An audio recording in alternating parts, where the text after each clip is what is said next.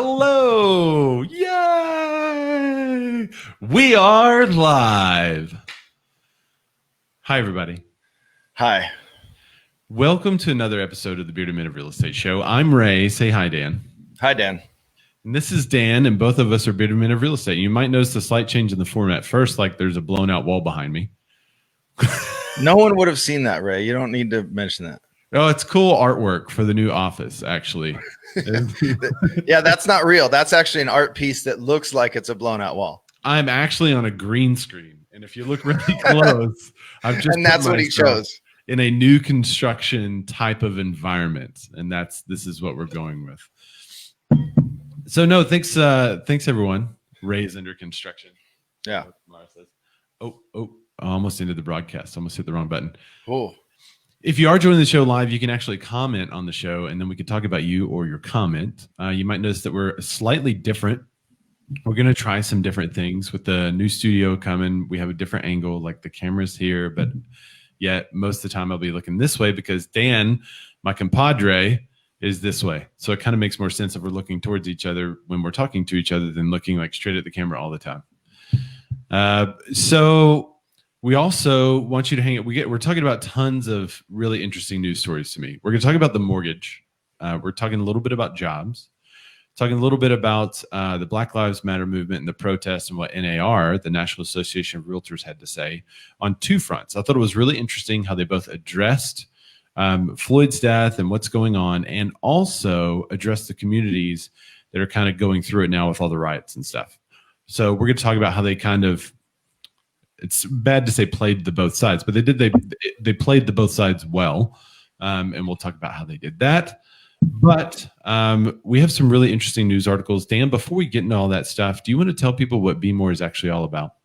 You know, I'd love to. Now, when Ray and I met about 3 years ago, Ray, you remember 3 years ago? I do barely. Mm-hmm. I don't remember 3 days ago. But I had an idea for a show. Right.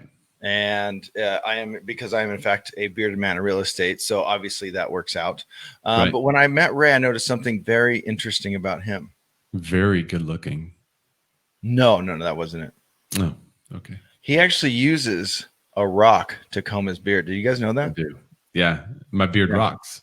Yeah, because his beard rocks. Also, D-lettered rocks right down there. No, but he had a layout for the show, which is the same format we do today. But also, we noticed that we both love giving value up front to not only clients, but to humans. So it's about being more as an agent, but also being more as a human. Yeah, one of the things we find is that a lot of the noodle articles that we cover actually come up in conversation with most of our clients every week. And it's no different this week. I've already used a couple of these articles this week. So hopefully you'll get some value out of that, be able to pass it on. We believe that a rising tide lifts all boats. And Dan, say something real quick. Tap your mic. I guess it is working. It sounds a little bit, you're echoey. So what? Really? Yeah. You're not normally. Nice. Mike Elizabeth Rodell said door knocking and listening to BMORE, multitasking. That's awesome. Arnie, hey, she said, I'm so glad you're covering the noodle article. Don't make fun of me. We're covering all the most recent noodle articles. And if you remember last week's show, noodle articles. Well, if you remember last week's show, Ray was having self-discovery moments where he's like, my accent is growing in weird ways. That's true. Melissa Mara said you sound good to her. So I guess it's just me then. Yeah. And I don't hear, usually if I echo or you echo, I hear something coming back, but I don't. So I feel like I'm too bright. I need to back down my ISO a little bit. Hang on. Let's see if I can do this backwards. And then by the way, this is the fun of having a live show. Oh, look at that. I can do it backwards. We've been playing with the lighting a lot. So I'm only using one light, but I have 12 different can lights in my ceiling because my ceiling is black. Yeah. So my walls are black. My ceiling is black. Back here, there's going to be a bookshelf eventually. So it should be full of books behind me and all that kind of stuff. And we'll have a couch back there. Right now, there's just boxes. Let me show you the wide view here. Wait, let me get to the wide view angle. There's tons of boxes behind me. See that? Tons of boxes. Those are all the books that will be on the bookshelf. And if you can see what's in front of me is a complete mess. So we've got a lot of work I saw the studio and it's pretty gnarly. It is And bad. if you guys aren't part of RETV, Ray actually showed his setup in there and kind of what he's going to do and ask for opinions. You know, this is going to be here, that's going to be here. What do you guys think? You know, so go over to RETV, RE space TV if you're not a member there. It's an awesome group. It's all about video for agents and, you know, noobs all the way up to seasoned professionals are in there. It's a really, really awesome group and it's very, very supportive. So go join. Melissa Mars said, eventually, I can't wait to see that office or studio done. Me too. It's been a long time coming. Lovely baritones are coming through loud and clean, Dan. That's good. But she still loves me. I have to drink my iced tea differently. Because you're faced differently? Yeah. So if I do it this like at the counter. Nice. But now it makes it even more Kermity when I really want to sip When tea. you really, yeah, for real. Like we have a couple articles today that are going to be a little bit tea sippy. Very much so. Are you ready to get in the headlines? Absolutely. Let's do it. Wait. Which way do we face? Go. So that's for them. But now it's just you and me, Ray. It's just you and me chatting. It's just us having a conversation is all it is. That's all it is. Well, we have a surprise at the end of the show. She said her kitchen floor is still not done. Sitting in boxes in her bedroom. It's not the best place for your kitchen floor. That's true. But we have a surprise. I'll just spoil it, Ray. We're actually in the same. Here, I can high five Ray right now. Ready, Ray? Yeah, let's do it. Oh wait, let's do it. Let's do it. All right, we didn't fool you guys. We're not in the same room. We're not in the same studio, but it sure looks like it. It really does. It just looks like I have a different background than you do. Or does it? Okay, so are you ready to get into these articles? Let's do this. Absolutely. We got some good ones. As I was scrolling through, man, I was like, I don't know, there's not much. And then I started really looking. And then I started going through this morning, and there were more. There's actually more that we're not covering. So we urge you guys, like, obviously you want to get it all from us because we're the best news source for your real estate news, right? Sure. But really make sure you're doing, your research, because right now things are crazy.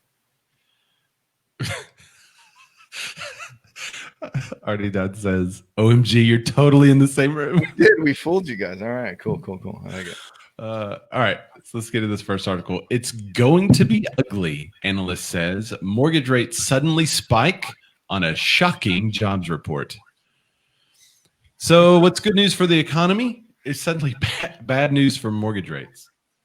So a far better than expected May employment report. So let's first talk about why this far better expected May employment report is actually far better than expected.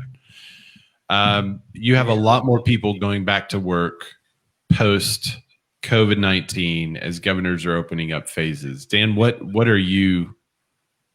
phase are you in? 2, but you're in phase 2.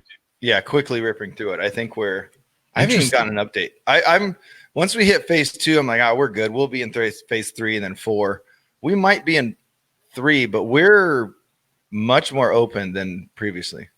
That's really interesting. We're still in phase 1.5, I would call it. There's some. Here, hold on. Look. Arnie said her name is Arne. Ray, my name rhymes with yours. I never knew that. I don't think. Arne. Yeah. I don't know if I've said it on the show before, but yeah, Arne.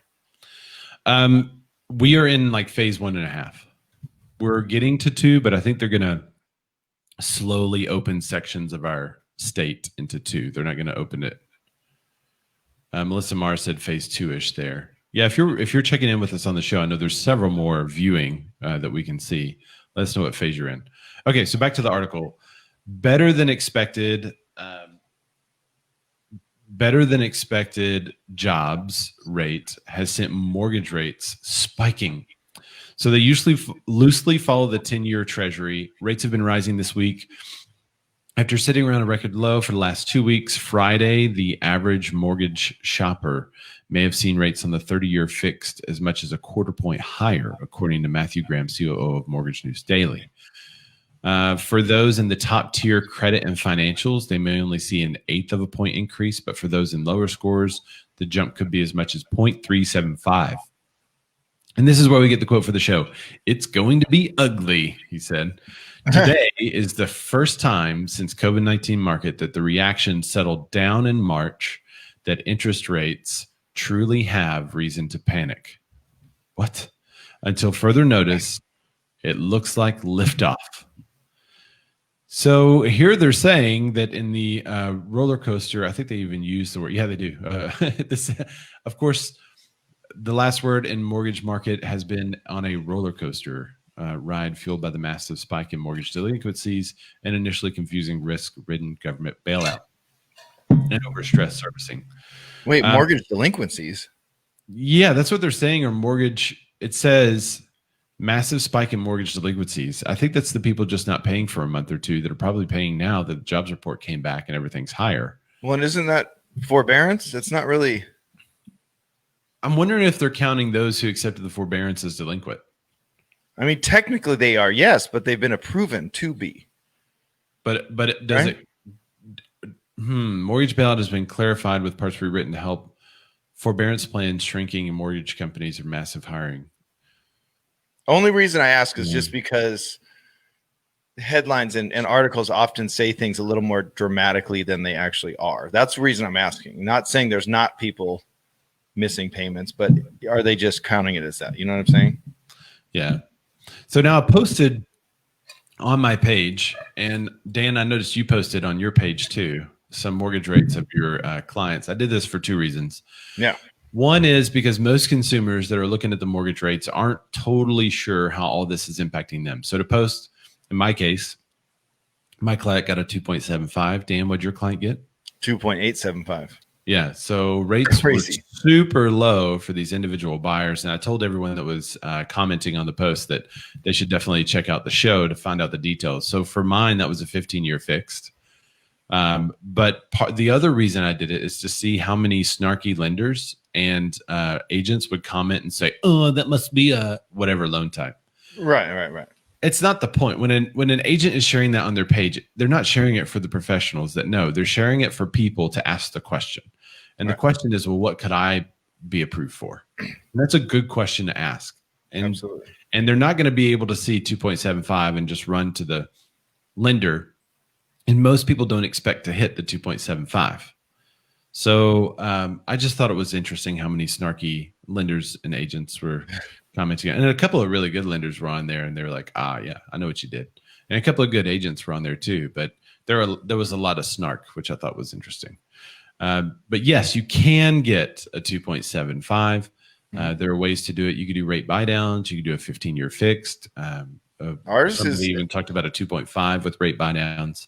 So, this one is FHA 30-year, putting 10% down. There you go. So pretty standard. I mean, they have pretty good credit, but it's not like in the 800s. It's not crazy high. They have good income, and they're putting, like I said, 10% down. So nothing super crazy to get that rate. It's just a thing. Well, it looks like all that is kind of over now. That rates will be starting to tick up and away as the economy begins to recover. Yeah, and we do have a story that I'll read in a little bit, and I'm going to break down that tick up, by the way. Yeah. Let's see. We got a couple of other comments. Arne says headlines are sometimes clickbaitish. Shocked. No. Yeah. Melissa Mara said the forbearance shouldn't be counted that way, no. But it wouldn't surprise me if they were being counted as delinquencies, which does make for the good shocking headline. Yeah, which is all there is phase 2 in Vegas, by the way. Yeah, and I looked. So May 23rd is when we went to phase 2, and then we're quickly proceeding. Oh, that's funny. So I looked up San Bernardino County, which is the county I'm in. Yeah. And it shows a picture of Rancho Cucamonga because we've done so well. Haha. Nice. Yeah. So we have kind of regular businesses opening up. It doesn't say when phase 3 is expected, but you can just tell. And I don't want to keep just saying this, but it's just because I'm going to say it in a couple different stories, but it just seems like things are lightening up a little bit. And then there's the World Health Organization report that, go Rancho right there. Boom. That it's not being carried through asymptomatic people, so I think really? I haven't seen that yet. Yeah. The World Health Organization. Yeah. I'm surprised you haven't seen it because people are very like, I told you so. I've been knee deep in boxes, but yeah. Yeah, we can see him when we go back to the full view. We can see him, but So I don't know. This thing's lighten up and loosen up, and people realize, I think I think we, at least here in this county, is going to go through phase 2 pretty quickly. You want to hit the next one? Yeah, go ahead. All right. So mortgage demand from home buyers. Let me skip down a little bit. Amazes again, now up 13% annually despite rising rates. This is the funny part, the rising rates, right? We are getting well-qualified buyers pre-approved at insanely low numbers. So that's Ray just mentioned it. His is at 275, mine's at 2875. And even though they are edging up, that's not enough to deter an onslaught of mortgage demand from home buyers. According to the Mortgage Bankers Association's seasonally adjusted index, that's always so difficult for me to say, applications for loans to purchase a home rose 5%. And that was last week from a previous week, and we're 13% higher than a year ago. So this drives me right to some questions, which I will ask at the end of this. But mortgage rates started the week near record lows and rose steadily with a spike on Friday following May's employment report, which I don't know if you saw that, Ray, but it was better than expected. Yeah. I think they overestimated, but it wasn't as dire as they originally expected. So good news on that front. And they mentioned rising rates, but how much did they actually go up, Ray? It sounds like they went up like a whole point. Yeah, that's what they would think, right? They went up from 3.37%, 3.37, you ready? Uh-huh. To a whopping 3.38%. What? Dun, dun, dun. So they make you think like they're going up, and they ticked up a tenth of a basis point, right? So the headline, once again, is much more dire than the actual numbers. Now, this is a quote from Joel Kahn. The recovery in the purchase market continues to gain steam, with the seasonally adjusted index rising to its highest level since January. He continues, purchase activity increased for the 8th straight week. So, and that's smack dab in the middle of the Rona, Ray. So here's my question. Will more qualified buyers, coupled with the easing, like I just mentioned, easing of Rona concerns, bring more sellers back to the market? Ask your question one more time. Okay. So more qualified buyers, coupled with the easing Rona concerns, right, will that bring more sellers back to the market? Because right now we're in the buyers have still kind of been there, maybe held back a little bit, but sellers have been what was it, 25% less? Remember last week or the week before? Yeah, it was like 25% less people are selling right now, but numbers were still strong. Like there's not zero homes for sale, but with these easing concerns and more stories going out, hey, buyers are still flooding markets. Our sellers going to go, you know what? I think it is an okay time. I feel safe enough now. So I want people that are watching to answer that one too. That's why I had you read it again. While they are thinking about it, I want to get to something very important. Very, very important. Today is someone very special to the show's birthday. That's Tim Macy's wife, Tim Macy of the Tim Macy Show, #whiteboxing. Pawn Macy. Happy birthday to you. Ah, go crazy, everyone. He said, I think Inman reported it. Not sure. I didn't see on there. Here, hold on. I'll go back to Inman. I was there. I scrolled. Yeah, you were there. Mike Elizabeth Rodell said sellers are looking, but homes for them to move up to are still limited. All right. So any other on the market? Tim said you guys are the best. No, she is the best, Tim. It's actually Pawn that's the best, and it makes us all better. We're second best. Oh. Let's see. Craig said, free your mind by seeing how capitalism and propaganda. Yes. Is this another Couch Gang? Dude, Couch Gang 2019. Let's go. Oh. Ray and I, okay, you guys don't know this about Ray and I, but we are very skilled in the handling of this because, oh, look, here we go. He's doing it again. There it is. Dude, free your mind. Dude. Free your mind and the rest will follow. You remember that? Oh, yeah. I love that song. I love this. Oh. All right. Arizona COVID numbers going up. Media is pushing for another lockdown. That's why I wanted our comment numbers to go way up. We could have just kept him in there.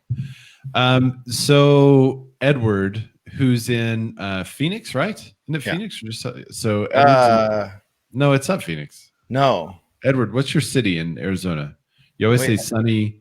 He says sunny something. He always does. Yeah. Melissa Marr says, "Oh dear." So in Arkansas, the numbers are going up. But let's get back to the question that Dan just asked. Will Tim Vasey said, just commenting for comment numbers. Thanks, Tim. Will the amount of sellers enter the market because the amount of buyers are there? Right? Isn't that basically the question? Yeah. So buyers are still there, Right. easing concerns for the Rona. Will that bring more sellers back to the market? So this is a strategy or philosophy in economics. Yeah, he is in Phoenix. He is Phoenix. He is Phoenix. We know our audience. We know. There's a philosophy in economics called demand creating supply. And I remember in college talking about this with my economics professor because I didn't totally believe it. But basically, when demand is super high, it will create the supply. In other words, if we all wanted a hoverboard and there were so many people in the world who would buy this hoverboard, pay whatever it cost, then we would have it by now. But the reality is there's not as many people that want the hoverboard because you can get a $50 skateboard. You can get a $1,000 one wheel, right?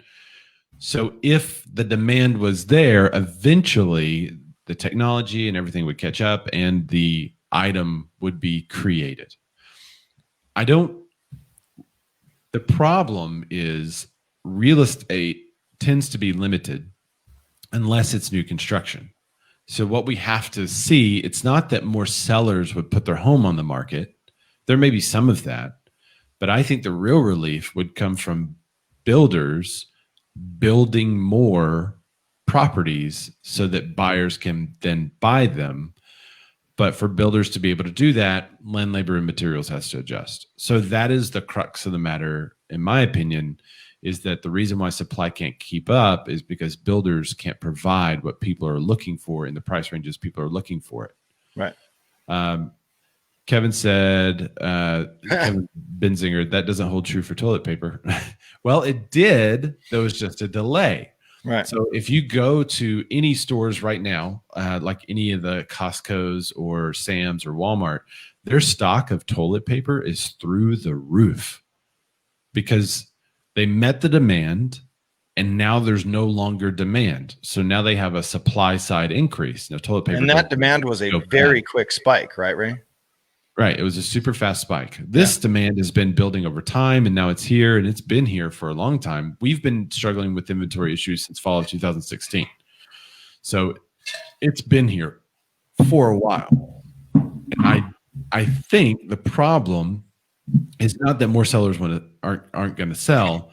It's that it may not be totally worth it for those sellers to sell or people just aren't making the move. So really the glut is due to builders not being able to keep up and the lack of inventory. Personally, I think that lack of inventory goes all the way back to 2008 and 9 when builders were burned so bad because they were building so fast. Okay, to meet the demand in 2006 and 7. I mean, they would do a development and then boom, slabs would go in like crazy and, homes are going up and people are buying the homes and they were meeting that demand so quickly. And then when the bottom fell out, they were holding all the real estate. They were holding all the loans. So there's so many builders that were burned by that or saw that the last thing they're going to do is take that amount of risk. So that creates a situation where you have a limited supply right now and builders that are not willing to take that risk. And you don't have the smaller builders, outside of the Dr. Hortons. He heard a who, he had to go. Back in those days, people would say if you had a pickup truck and a cell phone, you could build a house. Yeah. So obviously those are all gone and they haven't come back. And then there's the mid-range that I'm sure were gun shy and just got into flipping homes or doing something else. Or took a job somewhere. Yeah. Building homes. Because I do hear a lot of that. Oh yeah, I used to build homes, custom homes. Became real estate agents. Eesh. Please. All right. So speaking of recovery, let's talk about this recovery a little bit. So did you check out this article? There were two of them, really. One was on realtor.com, one was on CNBC, talking about what the recovery might look like. So I'll kind of go into both of them. Let me share this. Okay, so we've mentioned this before on the show that early on that we should see a V-shaped recovery, that it'll dip and then it'll go right back up. So now we're actually to the point where we should be seeing those numbers. And here it is. So this article is on CNBC. They say that the recovery from coronavirus sure looks like a V-shaped going by these charts. Well, there we see the bottom of the V. Right. The possibility of a V-shaped recovery, a sharp fall in economic activity followed by a dramatic rise, has been the topic of debate since coronavirus pandemic led to widespread business closures across the U.S. You guys know all this stuff because we cover it so often. Yes. So this is the first graph I want to show you guys. This is another graphic. It talks about the change in request for directions on Apple Maps. So what's this have to do with anything? That's a weird one. Change in request for directions on Apple Maps. So you see this bottom line right here. Well, I can't circle with my mouse because you can't, but you see the bottom line is transit. Yeah. Then you see walking and driving directions. So what this is showing you is the lack of driving activity and walking activity that happened during the lockdown. It was down 50% from normal. Wow. And now it looks like it's back up to normal. So they're basically saying the mobility of people is showing you that people are now more mobile, they're more out and about, and they're walking and driving, or at least requesting directions on Apple Maps for walking and driving. They're still not on public transit, right? Which I believe that includes flying, trains, all that jazz. Right. So this is another one, oil price recovery. Check that out. There's a V. There's a definite V-shaped recovery. Yeah. So oil prices were impacted in more ways than one, though. You know what it looks like, Ray? What's that? Like Moses splitting the Red Sea. There you go. Just put a little Moses down there at the bottom of with oil. Yeah, and he's splitting it. So look at that. What shape is that, guys? It looks like a V.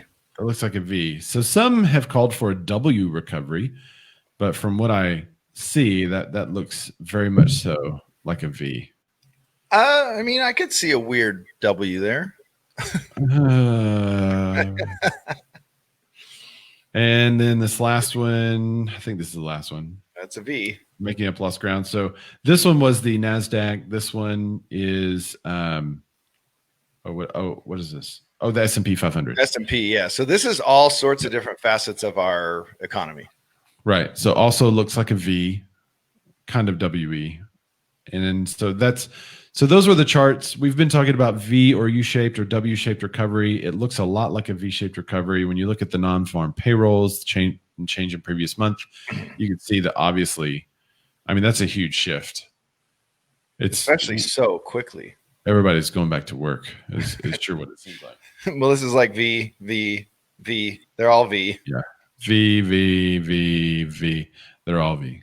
Let's see. There you go. Melissa, this is back on the new construction that we were talking about. She said, I showed some new construction over the weekend and had a convo with the listing agent and builder. They have 4 to build right now and have nothing on the line for once they are all gone. Individual lots are becoming hard to get your hands on. Yep, I'm actually meeting with a builder agent later and they only have one left in a little subdivision before they start phase 2. So, and I think that goes to what we're talking about here, the V-shaped recovery, how fast things are recovering compared to what it did in 2008 and 9, which took several years. The reason is because most of the people were financially healthy. They just lost their job for a couple of months or were laid off for a couple of months. And now they're all going back to work because there wasn't a problem with the economy.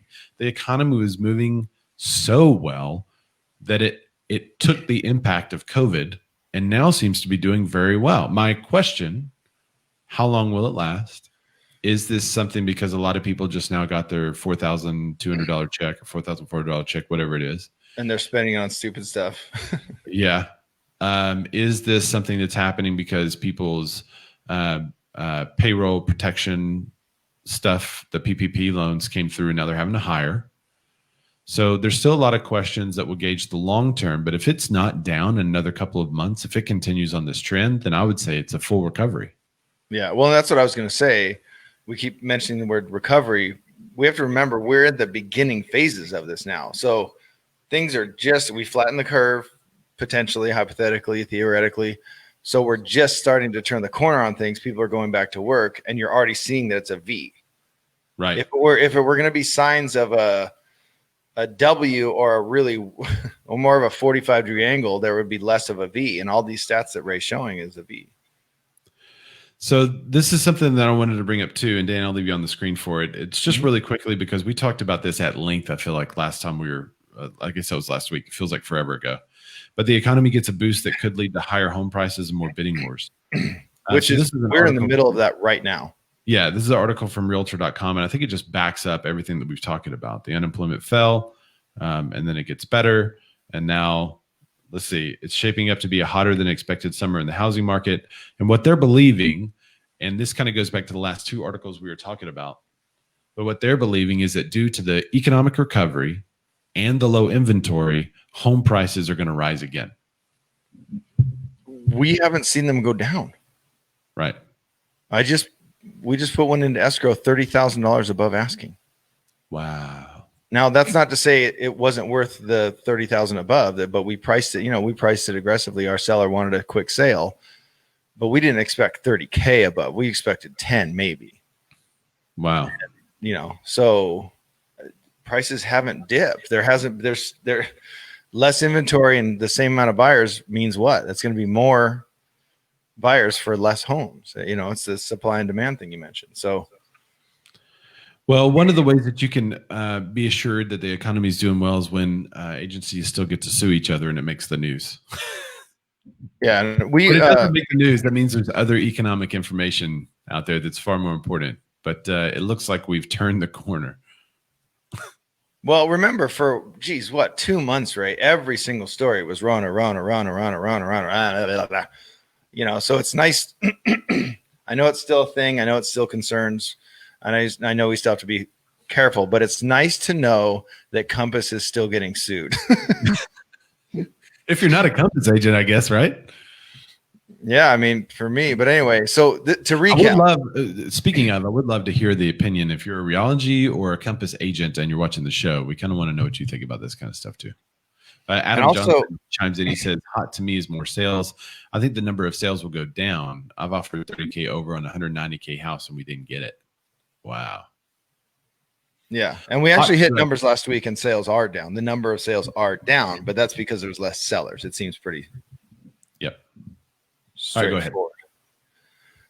Well, we covered this when it happened, and that was the lawsuit was filed July 10th.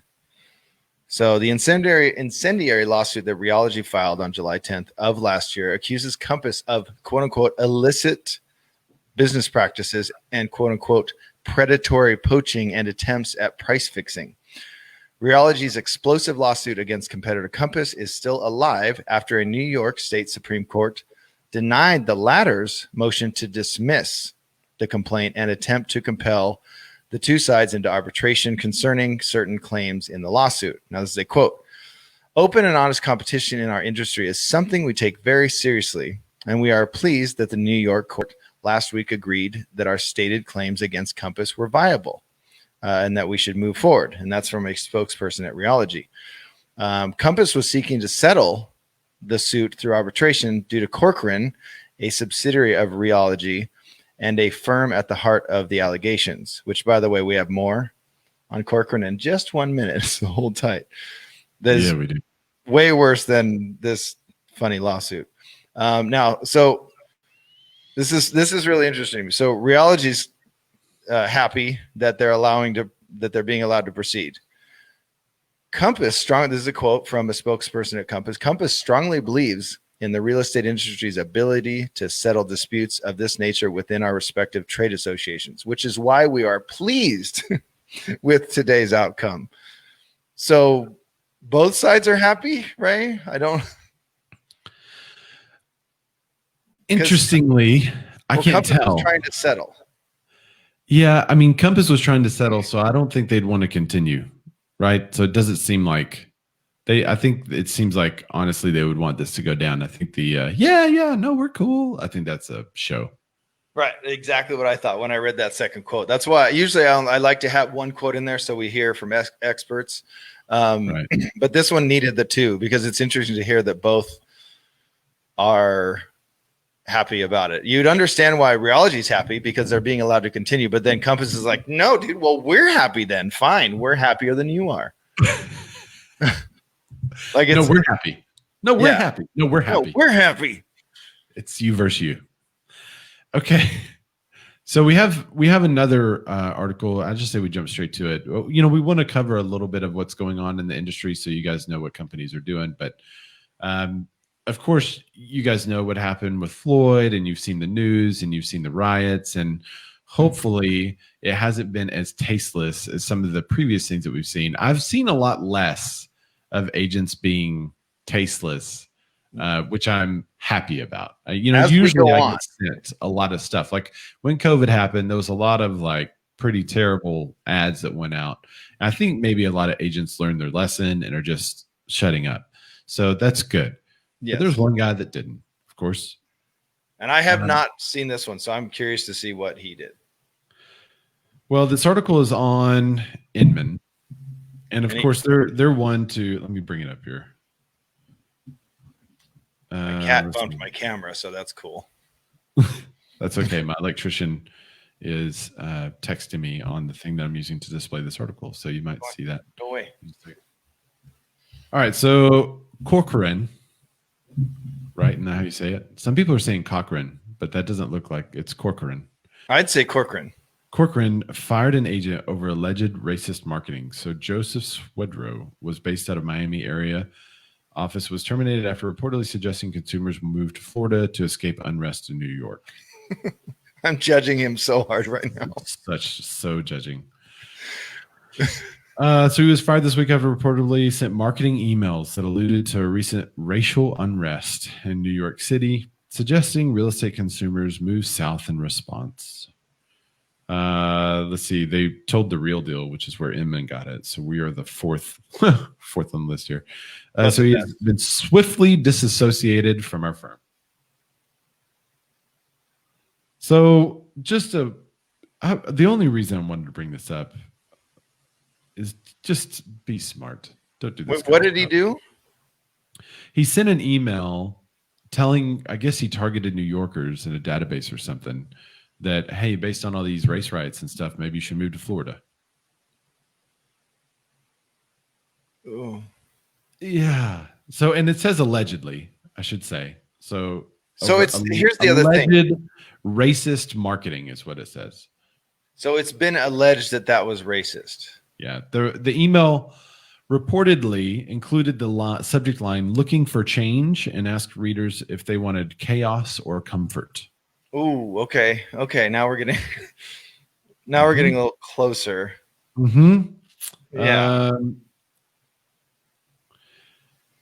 In a brief phone conversation with Inman, Swedrow, the agent that sent the email, said the situation was ridiculous, and he said he would provide an additional comment later. Let's see. Controversy comes amid protests. Blah blah blah.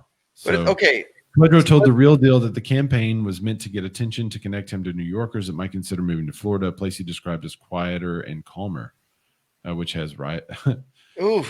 And then he described New York, riots, and vandalism. Okay, well. Okay, so just right there, whatever the racist undertone is, that's violating ethical concerns. So you could say, Melissa Mara puts it well. Heck. Yeah. Melissa Mara said, but it's not a lie, since COVID and a lot of New Yorkers are leaving. One of the places is Florida. COVID, not the other issues. So she's saying, do it. Use COVID as the unrest, and you're probably okay. Adam Johnson said, not racist. I do that to people in Minneapolis, Minnesota. Really? Well, be careful.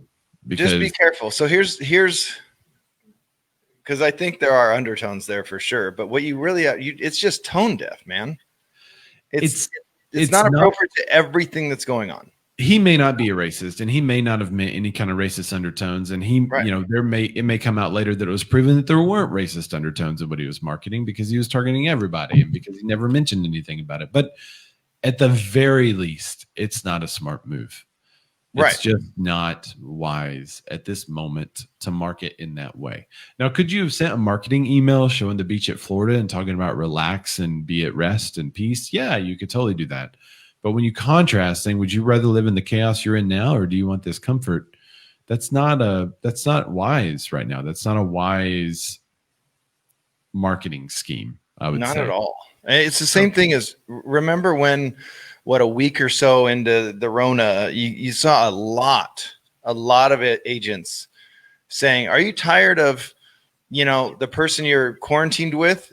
Yeah. I'll sell your home. Now, I mean, that has so many connotations, especially with, I don't want to get too deep here, but people that are stuck in abusive relationships, now they can't go outside and so on. I mean, it was so tone deaf. I'm like, what are you guys doing? You're not thinking at all. You're thinking about yourself and your own business, and not what people may be going through, or the struggles, just not during Rona, not during, protesting, just everyday life. It's so tone deaf. And this one, I think, falls right into, dude, that was just dumb.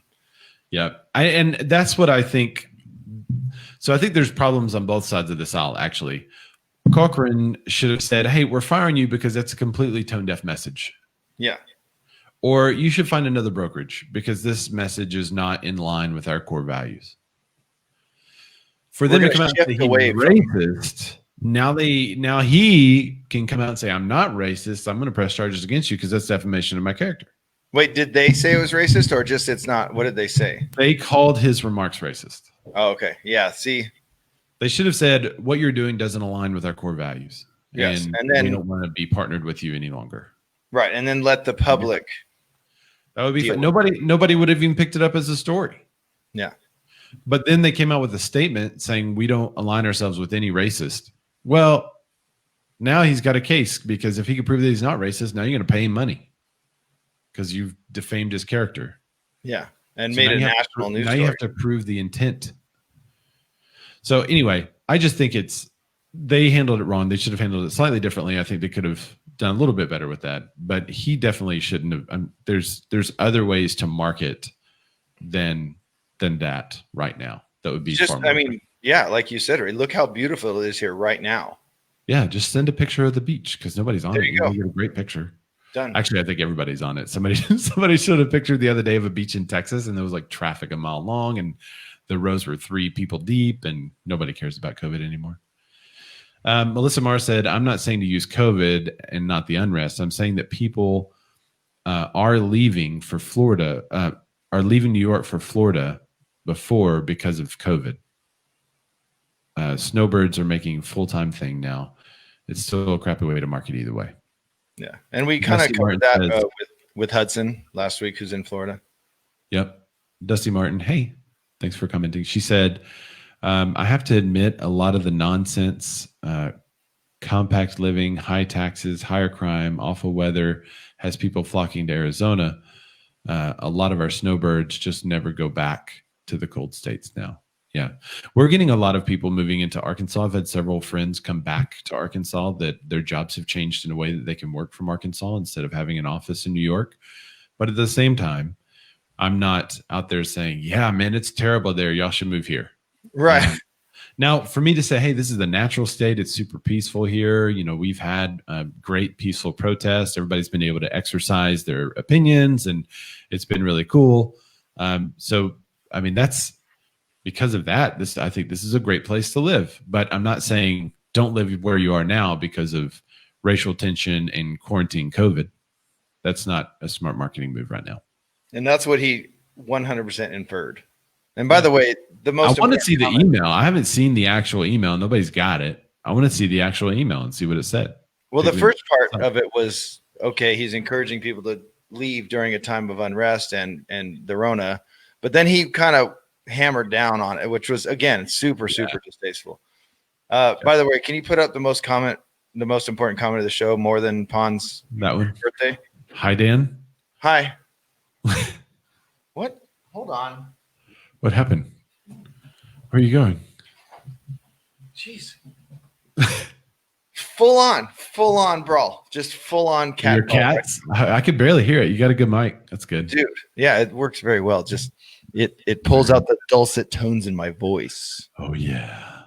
but it All gets right. rid of the full-on brawl of cats that's happening in the background.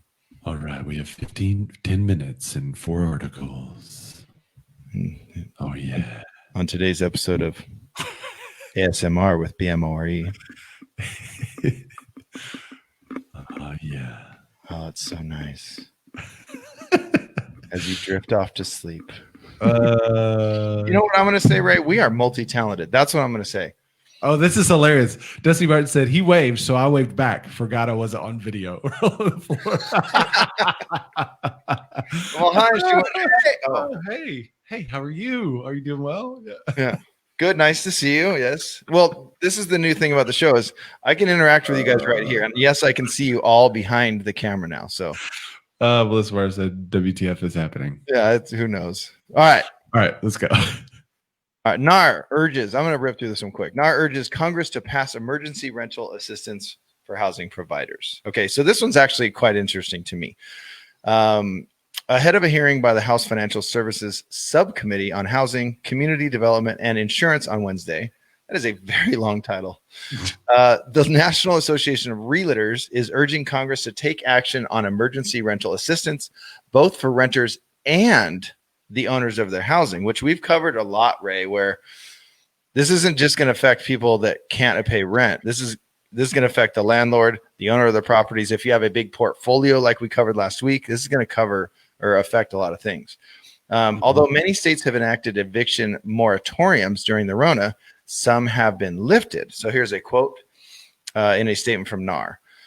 As the pandemic continues, we are encouraged by the signs of communities and businesses reopening. As unemployment rates start to slow, our nation has started on the path to economic recovery. But some renters may still be struggling to pay their rent. The prohibition of eviction ensures these residents will not lose their housing, but may make that housing unsustainable in the long run. So, what could this affect if they don't make a change now, because things are opening up again and loosening up? So now, you know, the government's like, well, cool, we don't need to help anyone. People are going back to work. What if they don't continue to support this? And what if I've said on the show, I think about those people that they don't have a big portfolio of 1,000 homes, but they do have 10 that they bought over the last 20 years. That's who I think that that they need to worry for. Well, and that's the question. If you can't evict someone who's not paying, then what do you do if you have a mortgage due? So maybe you could go into forbearance, but then if that's due at the end, you know, depends on what your lender decides. If all that money is due at the end of the time, then what are you going to do? Well, so then the extra expense is all yours. You have to refi and all this, and you're not a rich landlord. So maybe rental forbearance. So do they have to pay back 4 months of rent? No, that's a good question. I don't know how that's going to happen. Like you count on that, and maybe you make $100 a month extra with costs and all this stuff, but you're not in the super duper black. Like you need that to pay your mortgages on these homes. Right. So the interesting question, if it doesn't happen, you know, are there people that are going to list their property for sale because they can't make up the payments, and then that maybe will alleviate some of the supply like we talked about last week? So that's the question. Here we go. Clayton said it looks like you're looking at each other, but in personal. I thought in person. Well, it's so far away from me. Yeah, that's what we're trying to do. It's David says it's a train wreck. I assume you're not talking about the setup. I don't think. I think he's talking about what we were talking about with the rental market and everything that's happening there. So anyway, just things to think about, guys, when you're, you know, because if someone can't pay rent, that homeowner is going to be affected. Maybe they can't afford that home anymore, and maybe they do need to sell. And again, going back to that one Corcoran article, make sure you come from a place of contribution. Make sure you're not there going value. Your renter, value. Make sure. Your renter can't pay. Got to sell. Guess who's here? Like, just don't. Yeah, that would not be a good look. Don't be sending letters to all the landlords right now saying your renter's not paying you. Oh, yeah, that's not a good. And I'm sure that's happening. I see it happening though. I can see it happening. Oof. All right. So speaking of sensitive, let's get into. And by the way, Clayton, I was sincere when I said thank you. I wasn't joking. We're actually working on this for a little while, so hopefully in the future we'll improve it even more. All right. So let's get into what the NAR did. And let me bring up a second. So the NAR released a comment on the George Floyd situation that I'm just going to read their comment because it's kind of representative of the NAR, supposedly representative of all of us. Okay, so statement by NAR President Vince Malta on the death of George Floyd. The shocking, senseless death of George Floyd is tragic. Our deepest sympathies are with the Floyd family and other families who understand and feel the pain and grief. Our neighbors in the communities where we work and live across America should feel safe and free from discrimination. As longtime champions of fair housing, equality, and the inclusion among NAR's most cherished values. NAR is committed to leading the way with policies that address racial injustice to build safe and inclusive communities. Building the future begins with equal access to housing and opportunity for all. We appreciate all you do as realtors to listen, learn, and work with others to be part of the solution as leaders in your communities. America's 1.4 million realtors are active participants in promoting equality, inclusion, and acceptance. We welcome your input and thoughts on how we can improve communities together. Except for that guy from Corcoran. Except for that one guy. Sorry. That we just talked about. So I think it was a good, I thought two things. One, I thought it was a really good statement on what happened, clearly defines the recognition of what happened, and then defines agents as being there to add value to the communities and try to help any way possible. So it was really good. The other thing I noticed, they used two words from our tagline, listen, learn, love. That's our tagline. They said, listen, learn, and work with others to be part of the solution, which I think is kind of what our tagline is all about, the whole listen, learn, love thing. Yeah. So the other thing I wanted to cover is how they covered the other base too. So despite what you think about the protests, despite what you think about the riots and all this stuff, there are people in the communities that are negatively impacted from the riots themselves. And NAR recognized that as well. And they have something called a community rebuilding grant. Let me put this on the screen. So I thought this was a smart move too. It said, NAR is committed to leading the way on policies that address racial injustice and build safe, inclusive communities. Our new community rebuilding grant provides special funding for realtor associations to lead efforts to build and restore community places impacted by the racial injustice demonstrations. So very careful not to say the word riots. Right. You guys can find more information on this at the realtorparty.realtor. You could also just go to the National Association of Realtors website. But basically, it talks about what would be allowed, the different projects, what it's there for. But basically, any of the communities, if you're watching, if you've been impacted, any of the communities that have been impacted can apply for this grant. And it would allow them to get some money to help out some of the damage and stuff like that that's been done from the demonstrations, they called it. So they both recognized what happened, and then they're offering funds to help repair some of the protests or some of the riots and things that happened. So I thought it was a good move. They kind of covered both, saying, hey, we recognize that this is an issue. We also recognize some damage was done to communities. How can we help? And then they're putting realtors in the forefront of being able to accept the money for the grants and help rebuild their community. So there. Not much else to say. I do have to say, we are getting the final draft of our t-shirts. One of the ways that we thought about giving back is that we want to raise some money for some local community charities that are helping those who are disenfranchised and African-American that have experienced the discrimination in the past. And so we have some black on black t-shirts that say, listen, learn, love, which has been our podcast logo, I think, since we started. I mean, we've always talked about listen, learn, love. Yeah. And so that's all it says on the front. If you're interested in that, just be watching for the link because we'll have that shortly. Yeah, we need last week's, BMORE contributor turned guest turned back into web developer to send us a link for our shirts. No, just kidding, Pete. No, I already got it, actually. I'm just waiting on the final. We need the final design. Let me figure out a way. I think I can show you guys the design so far. Hang on a minute.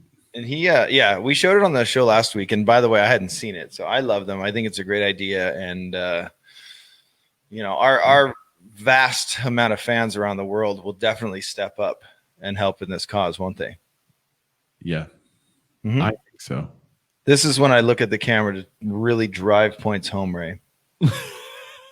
Good call. Mm-hmm. So wait, I'm gonna bring this up. Hang on. I just want to do it while we're talking about it because it makes more sense. Look at my iCloud drive. Will you want me to hit the last one real quick and you can bring that up? Yeah, go ahead. That's a good idea. All right. So I didn't do a summary on this one. Actually, it is. There is one more after that, but I think we can just mention it, Ray, your last one, and then we'll kind of move on. Yep. So most borrowers in forbearance have equity. Now, this article is from Realtor magazine, so you can go to that. It's magazine.realtor.com. The majority of homeowners in forbearance have 20% or more equity in their properties, which may provide a protective cushion to prevent a wave of foreclosure as the Rona wanes. Nearly 80% of homeowners in forbearance are considered equity rich, according to data from Black Knight Data and Analytics. So now it dives deeper into some stats, but as of May 26, 4.76 million homeowners, representing 9% of mortgages, were in active forbearance. And then on top of that, just 9% total of homeowners have 10% or less in equity. So, Ray, we've been talking a lot over the last, home gains softened, but they're still gaining over the last, 2 years on the show? Yeah. So people have been gaining and gaining and gaining at slower rates, right? But still gaining. And now, so it's almost, good thing that home prices were and they could gain. So now they have this cushion. And then once they get out of forbearance, this is something I hadn't thought about. What if they have to take a little home equity line of credit to pay back that and then it just wraps into their loan? Ooh. Yeah, interesting. Huh. But because they have the equity. I haven't really thought about it now, Ray, because... Well, I think that makes the ability for them to refinance after the forbearance, but apparently they might be refinancing at a higher rate. So maybe they should refinance during the forbearance period if they can. I know you got to be current, but you can take it out of what you refinance with. But they're also not considering chunks of unemployment right now as part of, gaps in employment. So that's an interesting way to think. Okay. So sorry. Yeah. So we did mention in the story last week that fewer homeowners are filing for forbearance. So that coupled with this week's news could be a good sign as things slowly open back up and any affected homeowners get back to work. Okay, yep. But there is 1% of homeowners in active forbearance that are underwater on their mortgages. And that means that they owe more than their home is currently worth. Right. That leaves nearly 500,000 homeowners who may lack the necessary equity to sell their homes to avoid foreclosure.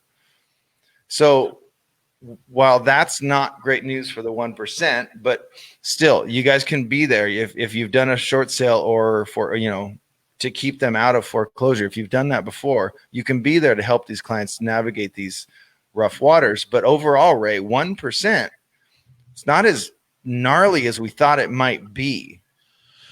Yeah, Kevin says, I believe that if they are in forbearance, they will not qualify for the refi. That's true, but I think you could potentially refi at the end of your forbearance period. So if you wanted to cut your forbearance, because that's how you add it back to the end of your 30-year loan. I think there's ways to do that. I don't know if it's called refi, but the way they add it back, I wonder if they do it at a different rate. Well, and also if you... That was so funny when you looked at the camera. Well, look at Dusty's comment. She said, stop staring at me, Dan. Your comment got both of us to stare at you, Dusty. Good job. But maybe like if you have a return to work date, because literally I got a call from a buyer that I've been working with since before he got furloughed, and I'd just been checking with him, say hi, and he called me on, when was it, Monday, I think. He said, hey, I'm back to work as of today. Can we start getting back on, going again? So if you have like a date, I'm going to go back to work in 3 weeks. I have a letter from my business. Can I refi and handle this forbearance now?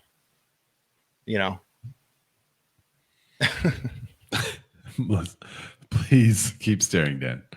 All right. So let me show you guys this shirt.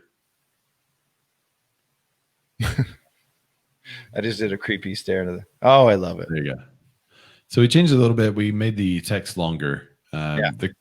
And the reason why I'm waiting on the exact layout from the printer is I just want to make sure that it hits the bottom and hits the top where we're trying to put it. He said that he thought it would be almost an exact match. So I just want to make sure it does, because the last thing I want is to order a shirt and you have like these little bitty letters on it. And they're like, oh, no, it's totally exactly like it. No. And then you're like, no, no. So it might be a little bit like this. It might be a little bit different, but there you go. Be on the lookout for those. It will raise money for some community justices. You're wigging her out. It's so creepy. Well, it's so deliberate when I turn to the camera. Well, I know what's funny is we've been like used to our show was like this, and we would just be looking straight at the camera, and then we would look off to the articles, and that was kind of cumbersome, honestly, because we had to like kind of fake look at the camera. It was very difficult. And when we're talking to each other, this doesn't feel like I'm talking to Dan. Right. This feels like I'm talking to Dan because he's right here. So I think it's looking at Ray.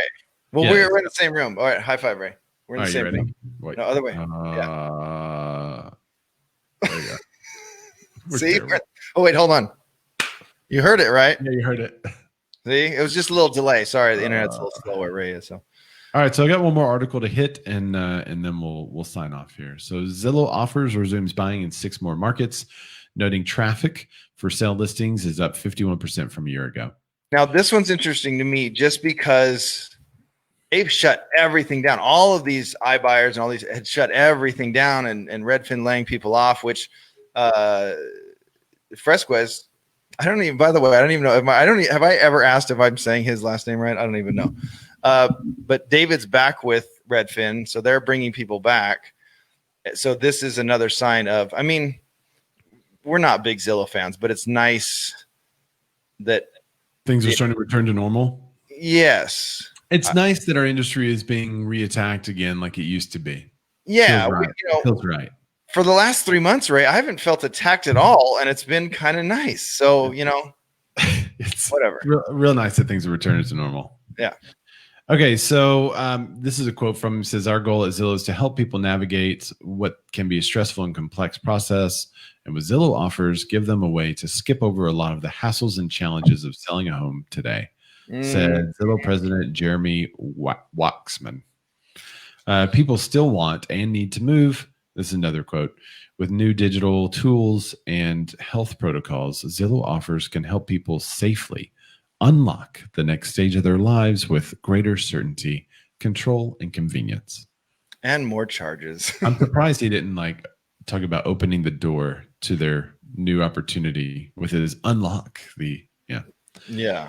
Which may be a call to new locks they could be using and all that kind of stuff. I think some of that has been in the works for a little while. While Zillow market saw buying and selling slow significantly in March and early April, during the early days of the pandemic, due to local stay-at-home orders, it has since begun to pick back up. Zillow said in a statement, new for-sale listings are up 19.3% month over month. Similarly, buyers have ramped up the search in the last weeks. The newly pending home sales was 24.5% over the past month. Well, which we covered. Their search data was big. Traffic to for sale listings on Zillow is up 51% from a year ago. So is that sellers? Traffic to for sale listings. So those are people looking for another home. I see what you're saying. Yeah, that are for sale right now. Not most people just keep going to their own home. I guess that could also be it, but no, traffic. Just refreshing. Is it up yet? What's the value? Yeah, there you go. Ooh, $5,000. Ooh, $8,000. Oh, nice. Well, that's it for the show today, folks. Be on the lookout for that t-shirt, please, because we really want to raise money for a good cause. And I think the shirt's cool too. Dan, before we go, why don't you tell people where they can find you? Right there. D-lettered rocks. DLUDWIGROCK everywhere. Go follow me on Instagram. Dude, look me up on Xbox Live. We'll hop into some Black Ops 4. We'll hop into some Gears 5. Games. Yeah. And I can be found at Ray Zorback. That's RAYZORBACK. So hook me up mainly on Instagram. hit me up there, and then we can chat about what's going on. So thanks for joining the show, guys. Bye. Share it, like it, comment, ring that bell. Love, share, do everything. We love you. Bye. Bye.